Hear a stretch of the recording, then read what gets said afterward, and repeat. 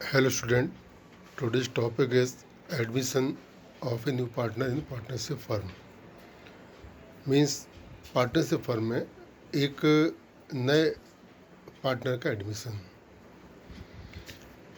एक partnership firm का creation agreement से है और एग्रीमेंट में कोई भी change reconstitution of partnership firm होता है।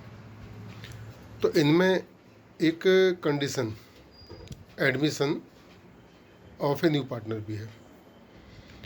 जो फर्म के एक्सिस्टिंग पार्टनर्स हैं वे अपनी कंसेंट से और पार्टनरशिप एग्रीमेंट से as per Indian Partnership Act 1932 के प्रोविजन के अकॉर्डिंग एक न्यू पर्सन को पार्टनरशिप फर्म में पार्टनर बना सकते हैं।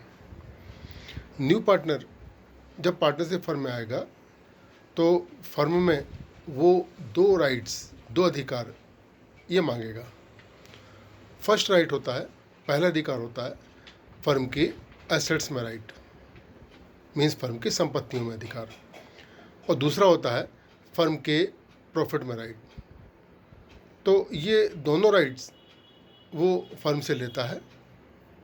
एसेट्स का जो राइट है वो फर्म के एसेट्स मिल रहा है और प्रॉफिट का राइट जो है वो पार्टनर्स के प्रॉफिट में से होगा। इन दोनों राइट्स के लिए वो फर्म में कंट्रीब्यूट करता है। फर्म की एसेट्स के लिए उसका कंट्रीब्यूशन कैपिटल होता है और फर्म के प्रॉफिट के लिए वो गुडविल पे करता है। तो ओल्ड पार्टनर जो फर्म में हैं वे अपने प्रॉफिट के पार्ट में से कुछ ना कुछ न्यू पार्टनर के फेवर में सेक्रीफाई करते हैं और उन पार्टनर के सेक्रीफाइस शेयर से ही न्यू पार्टनर का शेयर होता है।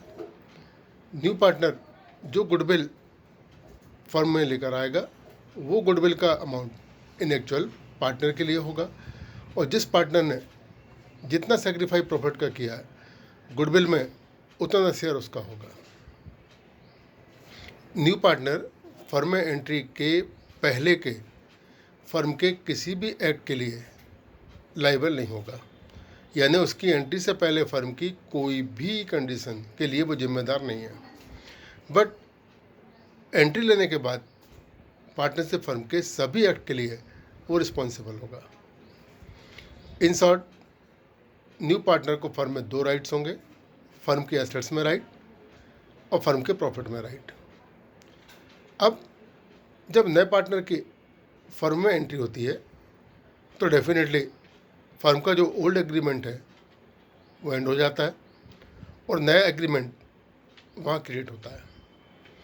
तो फिर हम ये कह सकते हैं कि ये पार्टनरशिप फर्म का रिकन्स्टिट्यूशन हुआ।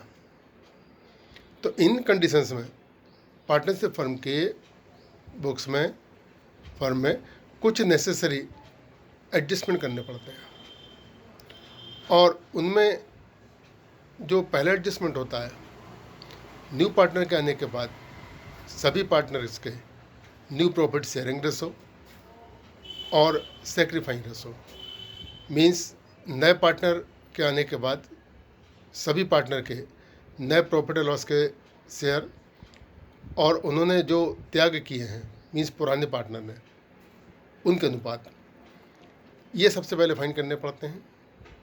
न्यू पार्टनर जब फर्म एंट्री ले रहा होता है तो गुडविल का वैल्यूएशन होता है और गुडविल का एडजस्टमेंट होता है।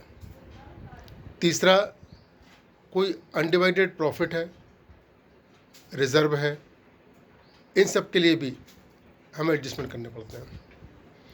एसेट्स लायबिलिटीज़ फर्म की जो है इनके रिवैल्यूएशन होते हैं और पार्टनर के कैपिटल अकाउंट में कुछ नेसेसरी एडजस्टमेंट होते हैं। तो सबसे पहले हम बात करें कि जब न्यू पार्टनर फर्म में एंट्री लेता है उसके एंट्री के बाद फर्म के न्यू प्रॉफिट शेयरिंग रेशो कैसे सेट हों। तो यहाँ पर हम ये मान सकते हैं कि यहाँ पर 3 कंडीशंस हैं। फर्स्ट कंडीशन ये होगी कि न्यू पार्टनर का प्रॉफिट शेयर ये ऑलरेडी गिवन होगा। न्यू पार्टनर फर्म के प्रॉफिट में से अपना प्रॉफिट का शेयर होगा। इस कंडीशन में हम फर्म के टोटल प्रॉफिट को एज्यूम कर लेते हैं 1, और इस 1 में से न्यू पार्टनर का शेयर डिडक्ट करने के बाद जो ओल्ड पार्टनर्स हैं उनके ओल्ड रेशो में जो रिमेनिंग प्रॉफिट होगा उसको डिस्ट्रीब्यूट कर लेते हैं। सेकंड कंडीशन होती है कि न्यू पार्टनर की एंट्री हो रही है, बट ओल्ड पार्टनर से वो एक डेफिनेट शेयर गेन कर रहा है। इन कंडीशन में ओल्ड पार्टनर के प्रॉफिट शेयर्स में से न्यू पार्टनर का जितना भी गेन शेयर है वो डायरेक्ट माइनस होता है। और थर्ड कंडीशन होती है कि न्यू पार्टनर को ओल्ड पार्टनर अपने प्रॉफिट के शेयर में से सेक्रीफाइस करते हैं। तो ऐसे सेक्रीफाइस पोर्शन के बेस पर न्यू पार्टनर का प्रॉफिट का शेयर डिसाइड होता है।